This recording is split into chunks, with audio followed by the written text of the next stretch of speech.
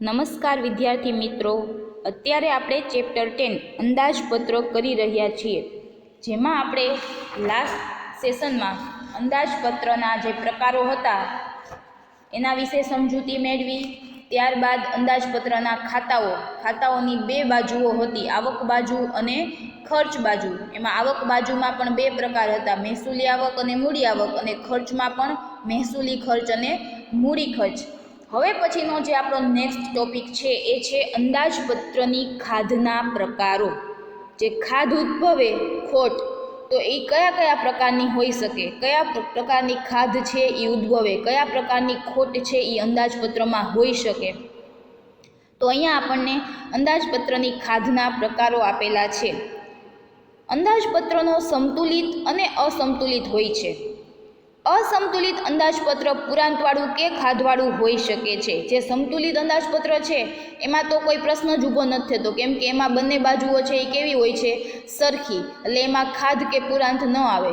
પરંતુ જે અસમતોલ અંદાજપત્ર હોય એની બે બાજુઓ થાય, પુરાંતવાળું અથવા તો ખાધવાળું. અને ખાધવાળા અંદાજપત્રમાં અંદાજપત્રની વિવિધ ખાધ નીચે મુજબ સમજી શકાય. જે ખાધ ઉદ્ભવે વિવિધ પ્રકારની ખોટ, એ કયા કયા પ્રકારની હોય, તો આપણને નીચે આપેલું છે. એમાં પેલું છે મહેસૂલી ખાધ. મહેસૂલી ખાધ કોને કહેવાય? આ તમારો 3 માર્કનો ક્વેશ્ચન છે. ઘણી વખત તમને 1 માર્કમાં અથવા 2 માર્કમાં એમ પણ પૂછાય કે મહેસૂલી ખાધ અને અંદાજપત્રની ખાધ સમજાવો, અથવા તો મહેસૂલી ખાધ એટલે શું. તો આ દરેક છે ટોપિક એ ખાસ યાદ રાખવાના છે. મહેસૂલી ખાધમાં શું આવશે? અંદાજપત્રમાં મહેસૂલી આવક કરતાં મહેસૂલી ખર્ચ વધી જાય ત્યારે મહેસૂલી ખાધ ઉદ્ભવે છે. જ્યારે આવક કરતાં ખર્ચ વધી જાય, કઈ આવક? મહેસૂલી આવક. એ ખાસ યાદ રાખવાનું. મહેસૂલી ખાધ કોને કહેવાય?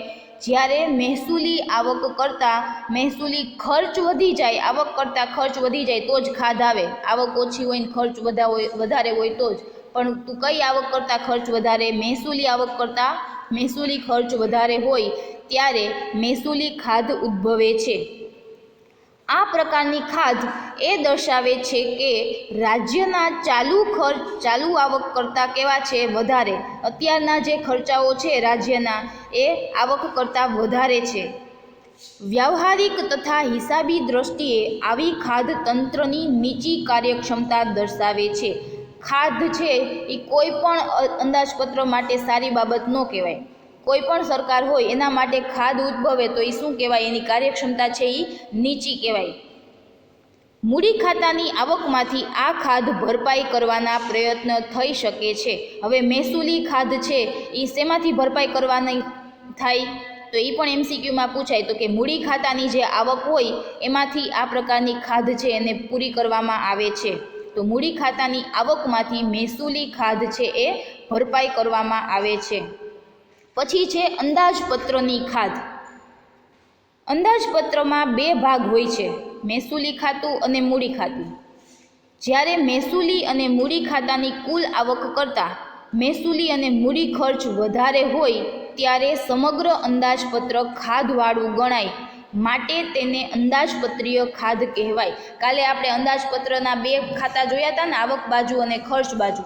એમાં આવક બાજુ છે એ મહેસૂલી આવક અને મૂડી આવક હતી, અને ખર્ચ બાજુ મહેસૂલી ખર્ચ અને મૂડી ખર્ચ હતો. તો જ્યારે મહેસૂલી ખાતું અને મૂડી ખાતું હોય એ બંનેની આવક કરતાં મહેસૂલી ખર્ચ અને મૂડી ખર્ચ બંને જ્યારે વધી જાય ત્યારે એવી જે ખાધ ઉદ્ભવે એને શું કહેવાય? અંદાજપત્રીય ખાધ કહેવાય. એ આખું અંદાજપત્ર ખાધવાળું છે એમ કહેવાય. કેન્દ્ર સરકાર અંદાજપત્રીય ખાધ પૂરી કરવા માટે રિઝર્વ બેંક પાસેથી ઉપાડ કરે છે, જેને ખાધ પુરવણી કહે છે. આ પણ 1 માર્ક માટે ખાસ યાદ રાખવાનું છે. ખાધ પુરવણી એટલે શું? તો જ્યારે અંદાજપત્રીય ખાધ ઉદ્ભવે ત્યારે કેન્દ્ર સરકાર છે એ શું કરે? આ અંદાજપત્રની ખાધને પૂરી કરવા માટે RBI પાસેથી ઉપાડ કરે છે, એની પાસેથી લોન લે છે. તો એ ખાધ પૂરી કરવાની હોય એને શું કહેવાય? ખાધ પુરવણી કહેવાય. જ્યારે રાજ્ય સરકાર અંદાજપત્રની ખાધ પૂરવા માટે કેન્દ્ર સરકાર પાસેથી અતિરિક્ત ઉપાડ કરે છે, અને રાજ્ય સરકાર હોય એનું જે અંદાજપત્ર હોય એમાં ખાધ ઉદ્ભવી હોય તો એ પૂરી કરવા માટે કોની પાસેથી લે? એ કેન્દ્ર સરકાર પાસેથી લે. જેને ઓવરડ્રાફ્ટ, અતિરિક્ત ઉપાડ હોય એને ઇંગ્લિશમાં શું કહેવાય? ઓવરડ્રાફ્ટ કહેવાય. નેક્સ્ટ છે રાજકોષીય ખાધ.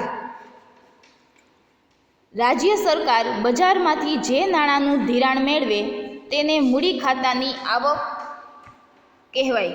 જે લોન લીધી હોય રાજ્ય સરકારે બજારમાંથી તો એ મૂડી ખાતામાં નોંધવામાં આવે, કેમ કે જ્યારે આપણે લોન લઈએ ત્યારે શું થાય, આપણી આવક થાય.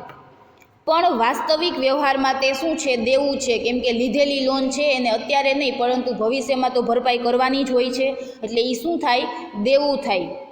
સરકારની અંદાજપત્રીય ખાધ અને સરકારે બજારમાંથી મેળવેલું દેવું એ બંનેના સરવાળાને રાજકોષીય ખાધ કહે છે.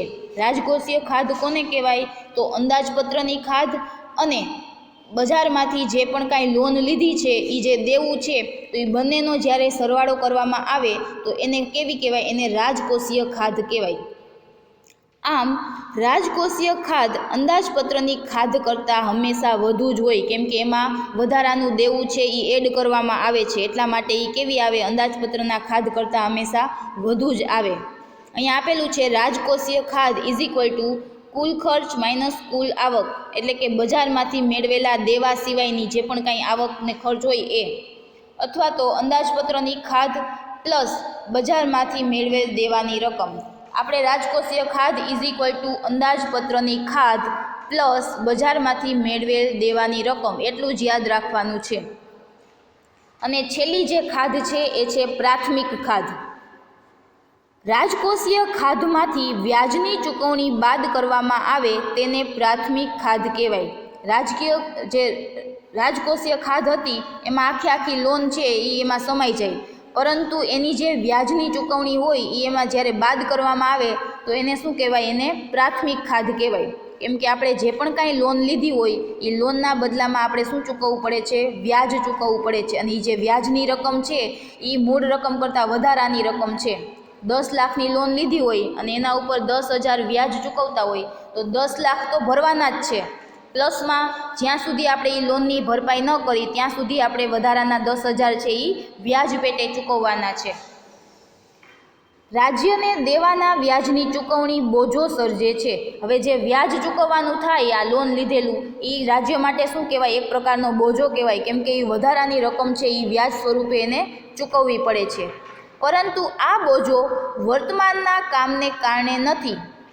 દેવું ભૂતકાળમાં થયું છે અને તેનું વ્યાજ છે એ વર્તમાનમાં છે, માટે વ્યાજને બાદ કરી પ્રાથમિક ખાધ મેળવાય છે.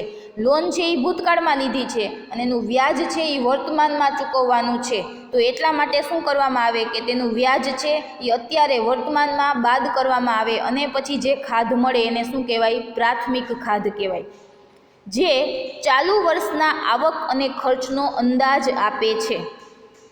આવો ખ્યાલ આ પ્રકારની ખાધમાં વ્યક્ત કરાયો છે, પરંતુ ભારતમાં આ પ્રકારની ખાધનું નીતિ વિષયક મહત્ત્વ ગણાતું નથી.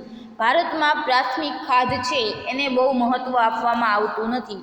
મુખ્ય તો 3 પ્રકારની જે ખાધ છે, મહેસૂલી ખાધ, અંદાજપત્રની ખાધ અને રાજકોષીય ખાધ, એ 3ને જ ધ્યાનમાં લેવામાં આવે છે. આમાં વ્યાજની ચૂકવણી જ બાદ કરવામાં આવે છે, એટલા માટે વ્યાજ છે એને મોટા ભાગે ધ્યાનમાં લેવામાં આવતું નથી. તો અહીંયા આપણે જે અંદાજપત્રની ખાધના પ્રકારો છે 4 પ્રકારો, એ 4 પ્રકારો પૂરા થયા. 4 પ્રકારો છે એ તમારે એક વાક્યના ક્વેશ્ચન માટે યાદ રાખવાના છે અને તમને આખો ક્વેશ્ચન છે એ 3 માર્કમાં પૂછવામાં આવે છે.